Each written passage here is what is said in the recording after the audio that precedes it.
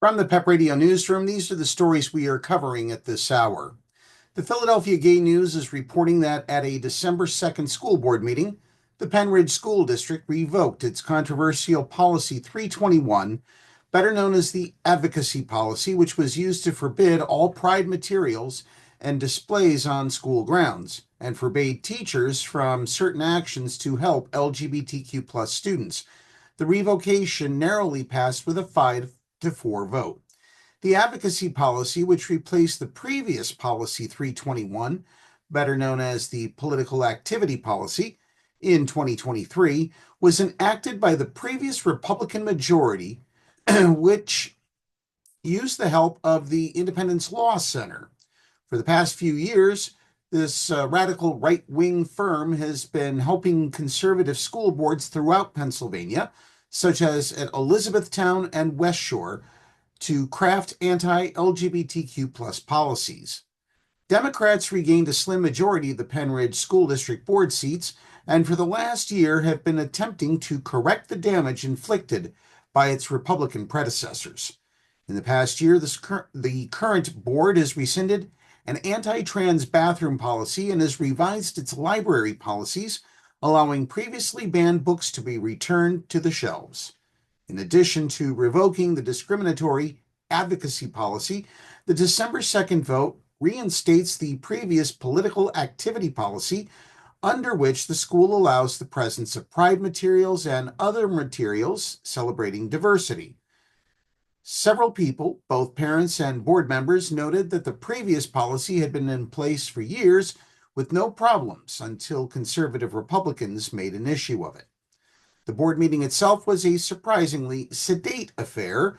Usually, school board meetings dealing with LGBTQ plus issues are filled to the brim with contentious parents arguing their different points of view. The Pennridge meeting had far less than a full house, and most of the parents who spoke favored the revocation. Also at the meeting, the board said it would be looking to revise and expand the school guidelines for dealing with bullying, acknowledging that cyberbullying has increased drastically in recent years and that current policies don't adequately address the growing problem. The Hill is reporting that the U.S. Supreme Court will hear arguments Wednesday in a lawsuit challenging Tennessee's ban on gender-affirming medical care for minors, a landmark case whose outcome could have wide-reaching implications for the future of transgender health care in the United States. It marks the first time the justices will weigh in on the issue, which could impact laws passed by 24 Republican-led states since 2021 that ban medications like puberty blockers and hormones for transgender children and teens. Legal challenges mounted by transgender youths, their families, and medical providers have been met with mixed results, and federal appeals courts have split over whether the bans are constitutional. A district court judge initially blocked Tennessee officials from enforcing the law, Senate Bill 1, which Governor Bill Lee signed in 2023. A panel of the 6th U.S. Circuit Court of Appeals later overturned the lower court's ruling, allowing the ban to take effect. Since Tennessee banned minor patients from accessing these treatments, many have been forced to travel great distances just to maintain access to the health care that they need, said Dr. Susan Lacey, a Memphis gynecologist who provides gender-affirming care. I'm fearful for the many others whose families cannot afford to do the same and must watch their children suffer, knowing treatment for that suffering has been denied to them by politicians, said Lacey, herself the parent of a transgender child.